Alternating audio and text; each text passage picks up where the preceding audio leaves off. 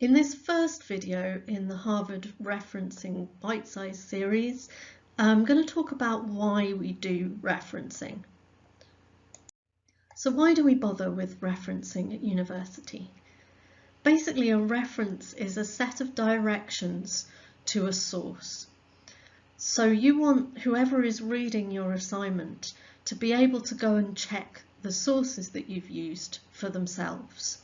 So we provide a clear set of directions so that they can find the original source.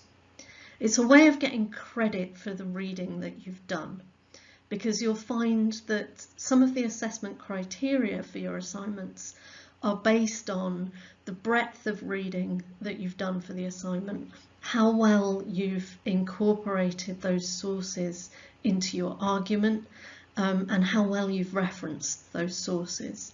So if you've read a lot for a particular assignment, you want to be able to show your marker that you've done that, and referencing is the way that we do that. It's good academic practice to provide evidence to support your ideas. So at university, we can't just say, this is what I believe. You need to support that with evidence from good quality sources.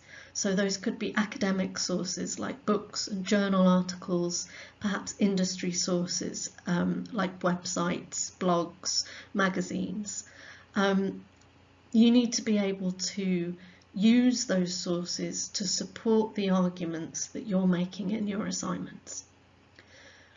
And the final reason is to avoid any concern about plagiarism. So plagiarism is using somebody else's ideas or their words or perhaps their diagrams without giving them credit for it. So it's as if you're presenting somebody else's work as your own. And at university, that's very much frowned on. So you need to make sure that if you're using somebody else's ideas, that you give them credit through referencing. So when I say it's a set of directions to a source, it's a bit like an address or perhaps an email address. You need all the elements to be there to make sure that somebody can find the source. And if they're in the wrong order with the wrong punctuation, it's not very clear how somebody would find that source. So if you look at the two email address examples here, the second one is all mixed around. And if you sent an email to that address, it would just bounce back at you. It's the same with a postal address. You need to make sure that you include the person's name, the street number, the city name, the postcode, perhaps the country, to make sure that your letter or your postcard gets to the right place. So referencing is quite similar to that in a way.